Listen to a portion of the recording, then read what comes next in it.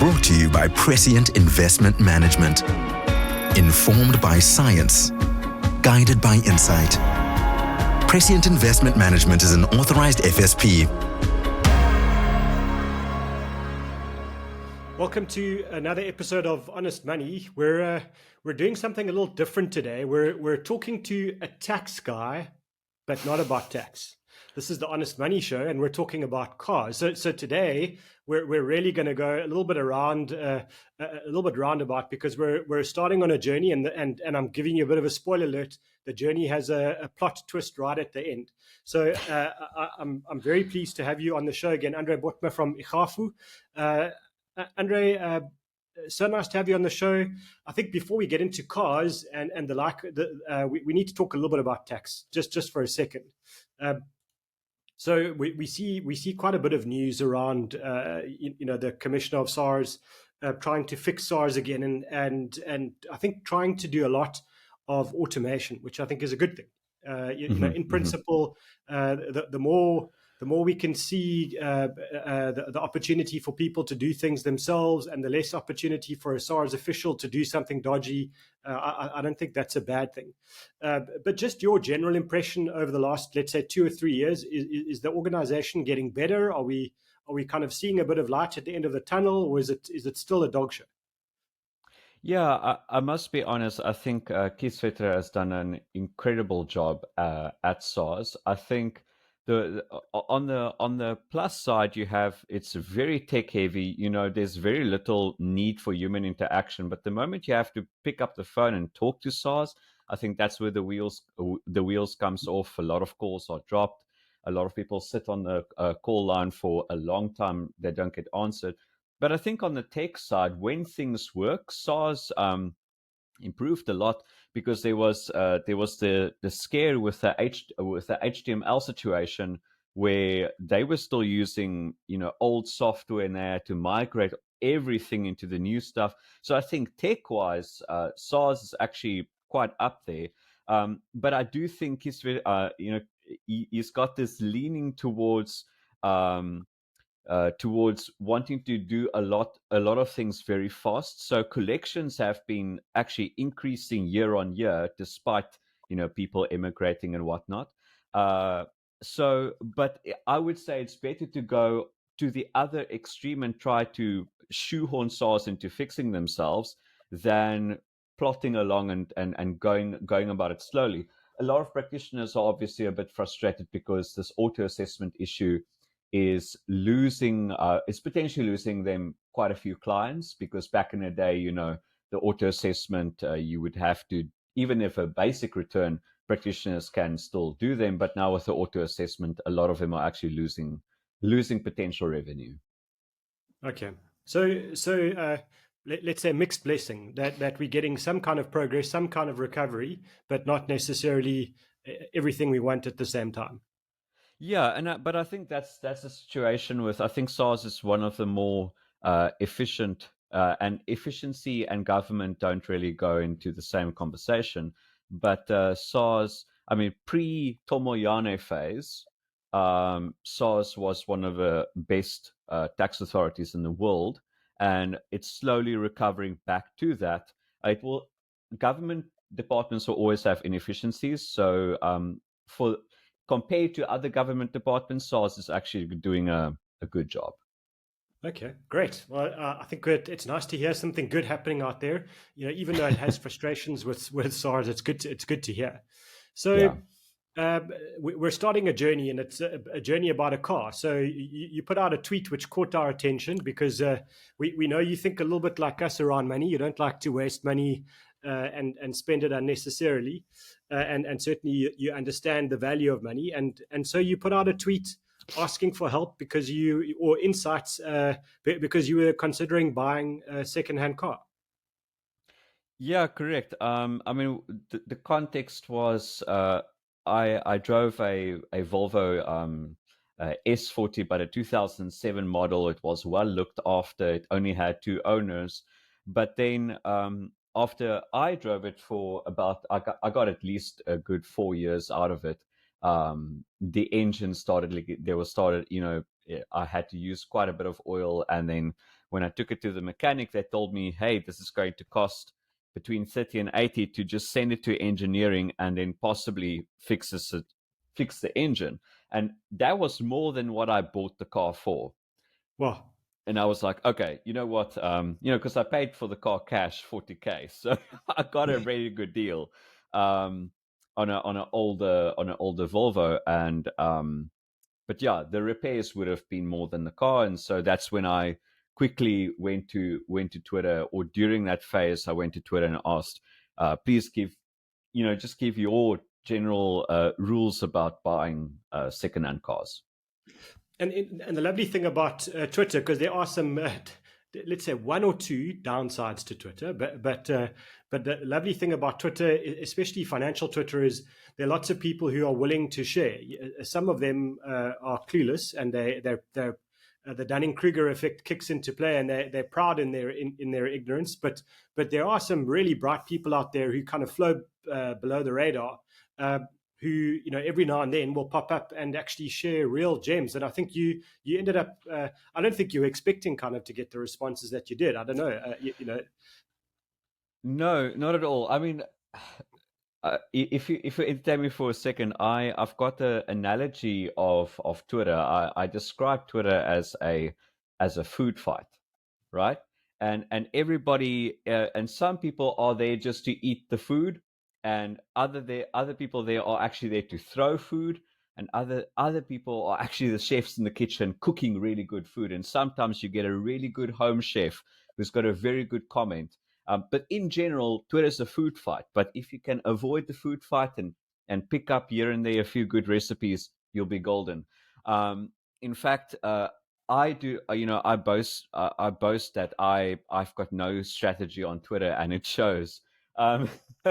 But and so this was just a tweet that I threw against the wall, where I asked Car Twitter, their comments, and the tweet went viral. I'll share some of these. One of the great things one of the things people said is, be sure to get a pre-purchase inspection on the vehicle to be aware of any mechanical or electronic issues. People were also talking about get a DEKRA report. One of the things I did with the Volvo I bought was I asked one of my mechanic friends who works on diesel engines and trucks to just have a look over a general inspection before I buy the car. So that's a good idea. Other people were saying don't buy a car with a turbo, because turbos can mess up engines a bit. Go for a test drive. I'm just looking at a few other things here. There are certain brands to avoid, but what was surprising to me, well, at least some of the things were people didn't really mention high mileage as a thing to check, and also the year model. Very few people actually said to check for those two things, which in my mind are two things that you absolutely do need to check.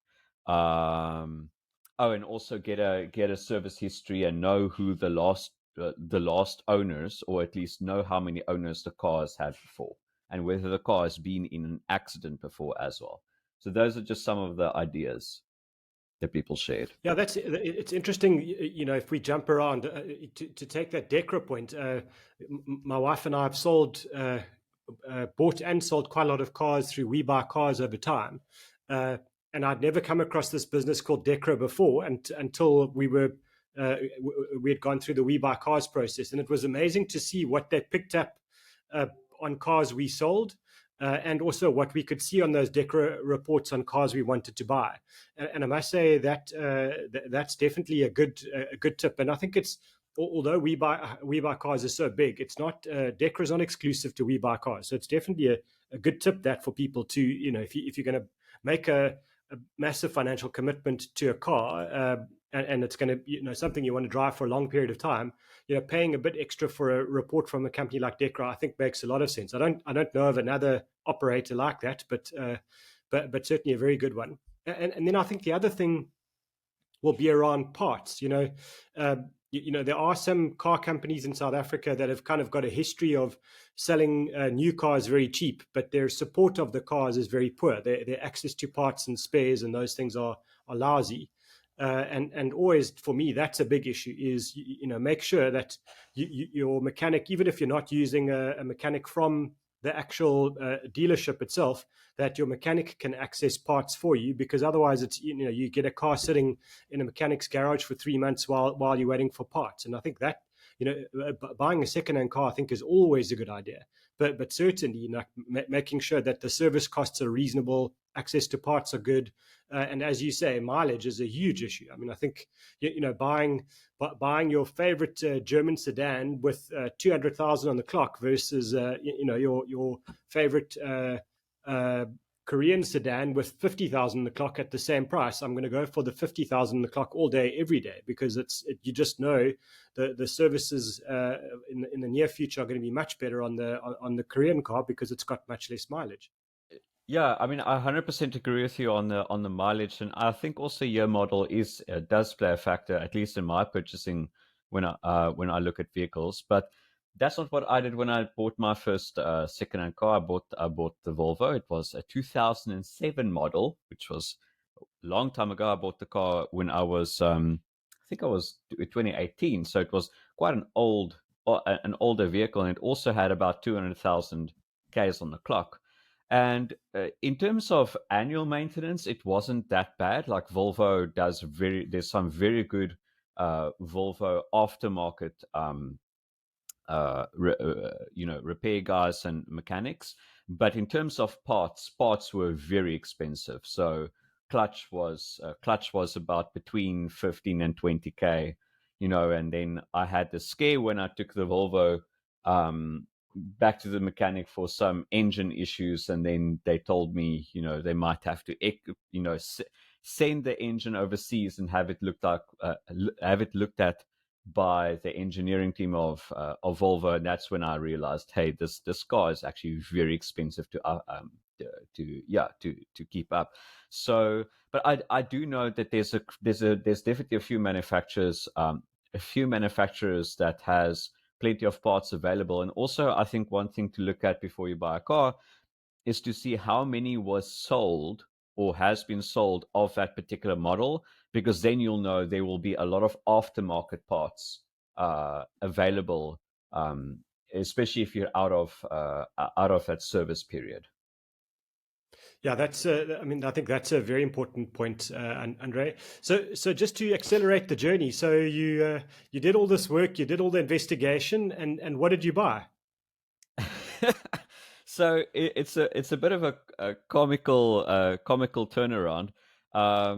After everybody's feedback, I took it, put it in my back pocket, and then I went to the nearest Hyundai dealer, and I thought, look, I've never bought a new car before, so let me not go the Twitter route and follow my own personal finance rules, and I decided to buy a new car, despite the interest rates. But what I did decide is I didn't want to go for, despite the the income level or whatever, and the affordability, because we all know affordability isn't what you should actually buy. So I decided to go for a stock standard basic i20, and it's a so far so good. And I will obviously accelerate the down payments to avoid the balloon payment situation. But yeah, I ended up buying a completely new car. Well, there you go. That's the joy of money, is that eventually we make informed choices, and the being in a position that you are, you understand the value of money and the value of interest, and so paying it off quickly. If you can get a good deal, and you drive the car for a long period of time, even on the surface of it, not a great idea to buy a new car, but at the same time, pay off the car quickly, drive it for a long time, and you can turn it into a very good financial decision. So that's the joy about money, is that there isn't only one way to do things, and certainly the premium we put on buying a second-hand car, I think, is important. I think it is valuable. But the point about money is you've got to enjoy your money and enjoy your life. And if you've never bought a new car and it's something that you want to do, and you're in a position to do it, then that's what you should do. Exactly. I think there is this idea, and it's the idea of do you save all your money for retirement, and then you don't really get to enjoy your money now. The FIRE movement is also very popular for that. But I think there is a I call it the windfall decision. And so when you get a windfall of cash, you should take some of that windfall and enjoy some of it, because otherwise it will feel like your effort that you're putting in on a day-to-day, week-to-week, month-to-month, year-to-year doesn't feel like it bears any fruits until you can retire, which is 55 or 60 or 65. And I think it's prudent to enjoy some of the fruits of your labor pre-retirement, and having those mini retirements that guy 4-day week, the 4-hour work week, Tim Ferriss talks about. So André, we've because it's one of my favorite topics, we've blown through all our time already, and I wanted to just put out there for people, that you're pretty. I know you've got no strategy on Twitter, but you're an interesting guy on Twitter. So how do they find you on Twitter? I go by André Bothma Tax, since I decided to shoehorn myself there. But I try to tweet about tax, business, and sometimes I do other commentaries as well. So André Bothma Tax. Definitely one of the more direct, honest, open guys around tax in South Africa. So from Ikhafu, and good luck with the car, André, and we look forward to having you back on the show.